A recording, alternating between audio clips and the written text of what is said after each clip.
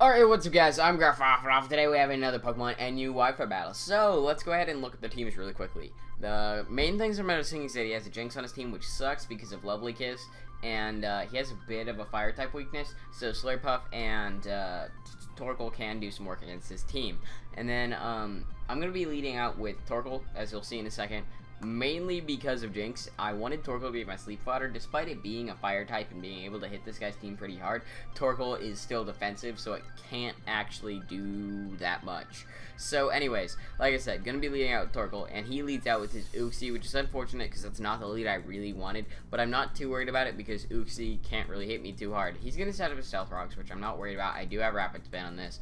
I'm going to go ahead and burn this because I want residual on Uxie. Uxie is generally really hard to deal with. So, there we go. We get the burn off, and that is nice because we're going to be getting some damage. He doesn't have leftovers. I believe he ends up having a Citrus Berry. He's going to go ahead and knock off my leftovers, which is unfortunate because I would love to have recovery on Torkoal, but whatever.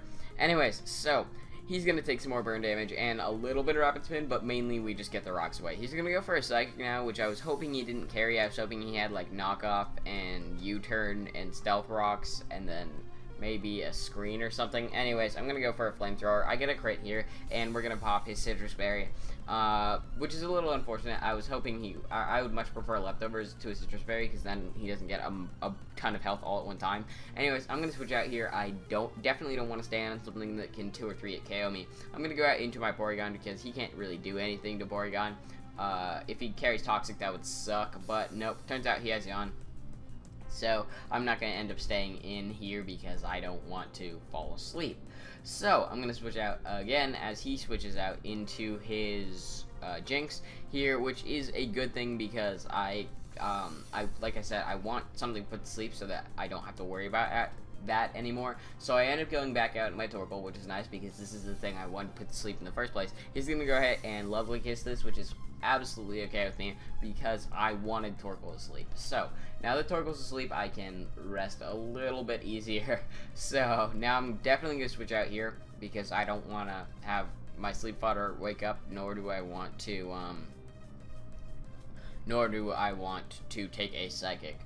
Anyways, he's going to set up a Nasty Plot here, which I was not too worried about because Porygon is my especially defensive wall, and I'm pretty sure Porygon can 2 hit, maybe 3 hit KO.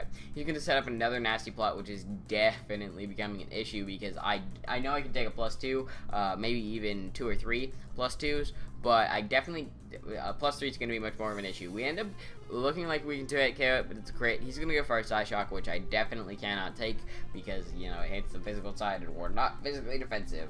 So, that doesn't turn out to be too much of an issue. Right here, I'm going to go out in my Cacturne. I'm going to make the most obvious play possible, predicting him to over-predict. He's going to think that I go for a Seed Bomb or Swords Dance, thinking that he will switch out or go for a Nasty Plot, thinking that I would go for the Sucker Punch. But in reality, I'm just going to straight up go for the Sucker Punch because I know Sucker Punch will end up hitting the Jinx pretty hard. Anyways, I'm going to go for a Seed Bomb here. Seed Bomb will end up doing absolutely nothing as he goes for the Heal Bell, revealing that he is defensive, which kinda is bad, although on the bright side, we haven't broken our Sash. I'm going to switch out here because I would love to keep my Sash intact, as well as then I can set up a Swords Dance later on. I'm going to go out into my Slurpuff because I know he's defensive and I carry Flamethrower, and this is a Spec Slurpuff. It's the same set that I used in my Showdown Live recently. So I'm going to go for a Flamethrower here. I'm pretty sure it'll kill, and it does end up killing, which is fantastic. So, now he is going to go out into Kangaskhan, and I don't want to stay in here because Kangaskhan can take my Flamethrowers pretty well, considering almost all of them are Assault Vest, as well as he might outspeed me and be able to kill me. So yeah, I'm going to go out into my Torkoal now. Torkoal is no longer really needed. If he wakes up, that'd be great, but if he doesn't, that's not too much of an issue because Torkoal just really needed to sponge some hits here so I could get a free switch.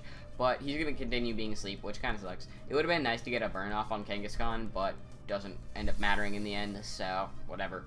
Alright, so Torkoal is going to go down as I switch out into a Marowak with a horrible nickname because I am uncreative sometimes. Anyways, he's going to switch out his Kangaskhan and he's going to go into Volibee. Sorry, I didn't remember what he did there.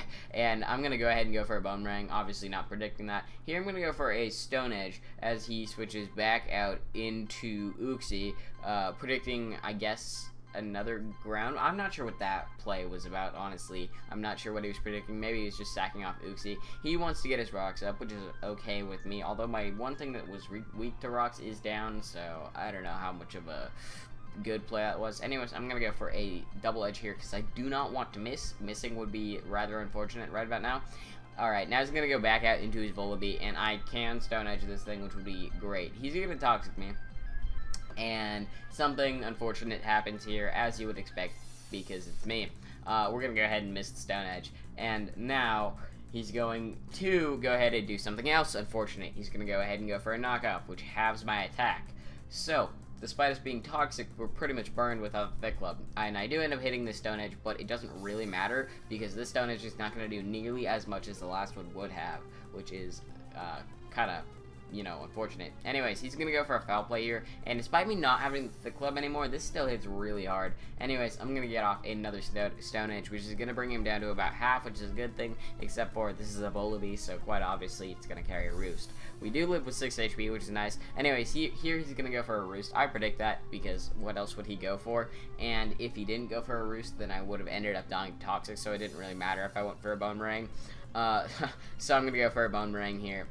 Or I would have ended up dying to one of his attacks. So if I didn't go for if I had gone for a Stone Edge there and he hadn't roosted, he would have just knocked off and killed me anyways. So there we go. Marowak is going to go down. But we did lower it a little bit with that extra Bone Meringue, which is nice. So now I'm going to go ahead and go out into my Slurpuff. And I'm going to go for the Dazzling Gleam, which will hit everything else on his team except for Magmar. So he's going to go out to Magmar, and he's going to take this Dazzling Gleam like it's nothing. And unfortunately, this doesn't have knockoff, so we obviously can't switch moves. So we're going to go ahead and switch out there because, you know, Magmar can take any hit we want to go for. I'm going to go out into my Kricketune here, because I just didn't really need it anymore. He ends up going for a Thunder Punch. I'm not so sure why he did that, but whatever.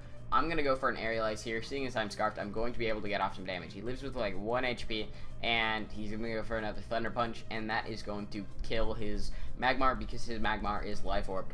So, Magmar is going to go down as well as the Kricketune, so it's a double down. And now he's gonna go into his Kangaskhan as I switch into my Cacturne, and Cacturne is in a pretty decent position here, seeing as yeah, actually he's in a bad position. What I'm talking about, because the sash is broken as well as this thing has Fake Out, so yeah, not the greatest position. Anyways, he's gonna go for a Fake Out. We go for the Sucker Punch here because I know this thing's probably Assault Vest, and plus we need some prior damage so that Slurpuff can potentially outgo this thing. And he's going to take down Cacturne, which kind of sucks. He doesn't go for a Drain Punch, which is good, because if he'd gone for a Drain Punch, he would have gotten back a ton of HP. Anyways, we're going to go ahead and go out into Slurpuff now, and Slurpuff is going to go ahead and go for a Dazzling Gleam, and comes down right here, doesn't kill, and it does, which is good, because obviously a Volibee is not going to be able to take a Dazzling Gleam. So, that is going to be the end of the game. I hope you guys enjoyed. This was a pretty fun match. There were some decent predictions, as well as that Stone Edge miss would have been fantastic if it didn't happen. But in the end, like, as well as me not waking up on Torkoal, it didn't really end up mattering. I'm pretty sure that ended up being a 1-0 because, you know, a lot of things died on my team. So, yeah. Anyways, I hope you guys enjoyed. I will see you next time. Bye.